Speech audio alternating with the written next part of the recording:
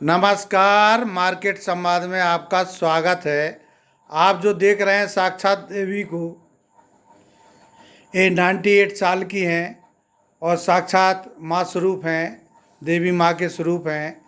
और हम क्यों दिखा रहे हैं, हम बताते हैं आपको। मार्केट संवाद को बहुत प्यार करते हैं लोग, बहुत चाहते हैं देश विदेश में, झांसी में।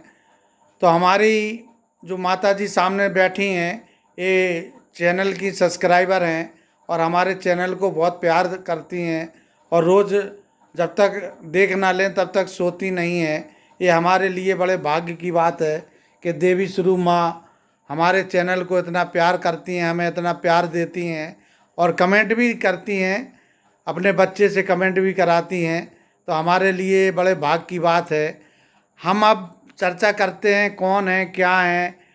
और ये जो आपके सामने बैठी हैं माता जी, जानी पहचानी चेहरा हैं, कोई मोहताज नहीं है पहचान की, बड़ा पहचानी परिवार है। और हम इनके बच्चे और हम पूरा अब इनके बच्चे से पूछते हैं और कौन परिवार है, क्या है, अपने मुंह से बताएंगे, ज़्यादा अच्छा लगेगा। भाई साहब नमस्कार। नमस्कार भाई साहब। भाई साहब आप अपना परिचय दीजिए जिससे लोग जान सकें कि आप कौन हैं। जी, मेरा नाम निरंजन शिवाजी दुलेकर है और मुझे बहुत गर्व के साथ ये बताने में खुशी होती है कि मैं झांसी के प्रथम सांसद पंडित रघुनाथ विनायक दुलेकर जी का पौत्र हूँ और मेरे पिताजी डॉक्टर शिवाजी रघुनाथ दुलेकर आयुर्वेदिक कॉलेज झांसी के प्रिंसिपल थे, वहीं से रिटायर। मैं बैंक ऑफ बड़ौदा में रहा तो 2015 में रिटायर होकर झांसी आ गया हूँ, अपनी माता जी के साथ यहाँ रहता हूँ। तो जैसा कि आपने हमें बुलाया, कमेंट किया चैनल पर, तो आप क्या कहना चाहते हैं, क्यों बुलाया है? हाँ, इसमें सबसे अच्छी बात क्या है कि जैसे हमारी माता जी हैं, 90 साल की होने वाली है और वो झांसी में चुकी है, खुद झांसी अब घूम नहीं सकती। लेकिन आपका जो ये मार्केट संवाद चैनल है, उसके माध्यम से आपने झांसी का लगभग हर गांव, हर मोहल्ला, हर वार्ड, हर मंदिर और हर ऐसा दर्शनीय स्थल आपने दिखाया है जो हम जा कर के शायद कभी न देख पाते। और माता जी तो हमारी, आपका चैनल बहुत करीब 2 साल से उसको फॉलो कर रही है, चाहे वो पचकुइयाँ का मेला हो, चाहे झांसी महोत्सव हो, या अटल पार्क हो, या अभी जो दूसरे नए नए पार्क बने हैं, या और अन्य जितने हमारे ओवर ब्रिजेस बने हैं, सबके आपने दर्शन कराए। तो बैठे बैठे आप हम लोगों को पूरी झांसी के दर्शन हो जाते हैं, जो वैसे संभव नहीं था। इसलिए हम आपके मार्केट संवाद झांसी से जुड़े। जैसा कि सांसद परिवार रहा है जी, तो काफ़ी विकास भी किया होगा, तो उनके समय की कोई प्रतिष्ठित जो बनी हो इमारत, क्या क्या बनवाया उन्होंने, कुछ याद है? हाँ जी, बिल्कुल याद क्या, हमारे झांसी में उनके जो देन है शायद किसी भी राजनेता ने आज तक नहीं किया। जैसे कि वो एक स्वतंत्रता सेनानी थे, उन्होंने गांधी जी के साथ भी काम किया और चंद्रशेखर आज़ाद के साथ भी उन्होंने काम किया। सुभाष चंद्र बोस जब हार्डीगंज में आए थे तो उनकी मीटिंग भी उन्होंने ही अरेंज की थी। उसके बाद उसका नाम हार्डीगंज से सुभाषगंज पड़ा। और सबसे बड़ी देन उनकी है आयुर्वेदिक कॉलेज झांसी।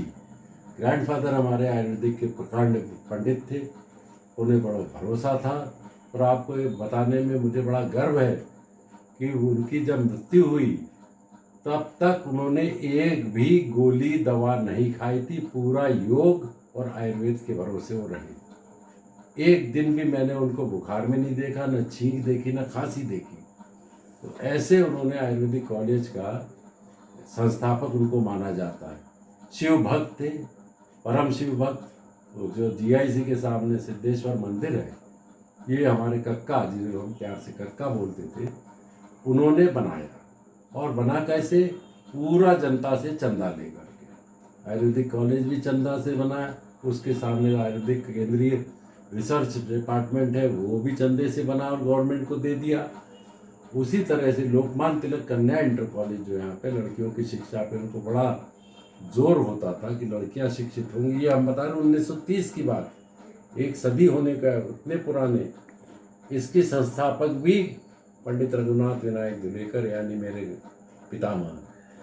उसके बाद उन्होंने जो कार्य किए समाज के लिए, वो अपने ज़माने के बहुत ऐसे कार्य थे कि जो कोई और कर नहीं सकता था। आपको याद होगा, आप शायद उस समय नहीं देखा होगा, लेकिन पिछली सदी में झांसी में महिला ढोने की प्रथा थी। सर पे जो विष्ठा होती थी, अब तो सेप्टिक टैंक बन गए, लेकिन पहले विष्ठा मनुष्य का औरतें डलिया में लेके चलते थे और झाड़ाऊ लैटरिन होती थी। और झाड़ वाड़ करते थे, इतना गंदा था। आपने उन लोगों के हक में आंदोलन छेड़ दिया था 1927 में।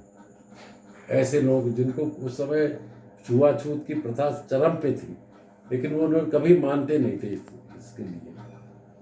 और एक बात बताएं कि वही एक नेता है जिन्होंने एक हिजड़े को 1930 में 7 साल तक भेष बदल के अपना नौकर रखा था। कोई कर सकता ही उसके कल्याण के लिए। उसको 2 रुपए दिए थे उस समय कि जाओ अपना सब रूप रंग बदल के आओ। ताली बजाता हुआ आ गया था वो भीख मांगने। तो इन्होंने ऐसे ही पूछ लिया कि तुम्हें कुछ गुण है तुम पे? तो बोला हाँ, मैं खाना बना लेता हूँ।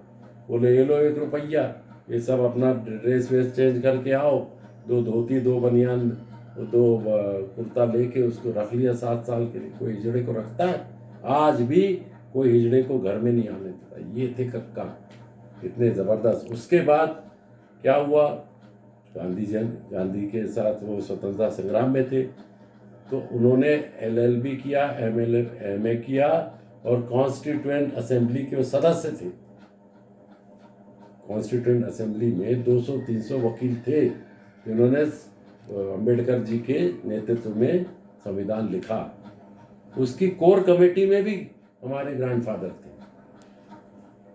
अब जैसे चुनाव लोकसभा के करीब करीब आ गए हैं, थोड़ा सा क्या उसके बारे में आप कुछ अपनी नज़र डालेंगे, कुछ कहना चाहेंगे? देखिए, चुनाव मैं इस तरह से समझता हूँ कि लोकसभा का चुनाव, स्टेट गवर्नमेंट का, राज्य का चुनाव, कॉरपोरेशन का चुनाव और पंचायत का चुनाव, इन चारों में मुद्दे बिल्कुल अलग होते हैं। वोटर एक ही होता है, लेकिन वहाँ पे केंद्र है, यूपी का होगा तो राज्य है, और कॉरपोरेशन का होगा तो मेरे नगर है, और पार्षद का चुनाव होगा तो मैं अपनी गली को देखूंगा। तो लोगों से अपील करेंगे मतदान के लिए कि बिल्कुल मतदान होना चाहिए। और 60-70-60% अपने यहाँ यूपी में होता आया है, तो मेरे हिसाब से बहुत कम है। इसको 80% से कम नहीं होना चाहिए। धन्यवाद। माता जी, हम बड़े सौभाग्यशाली हैं कि आपके चरण छूने का हमको मौका मिला और आपने अपने चौखट पर हमें बुलाया मार्केट संवाद को, और अपने घर पे हमें पानी पिलाया। हमारा ये सौभाग्य होगा या हमारे माँ बाप के कर्मों का फल होगा, तो साक्षात देवी स्वरूप से दर्शन हुए। तो क्या कहना चाहती हैं आप, क्या क्यों अच्छा लगता है हमारा चैनल?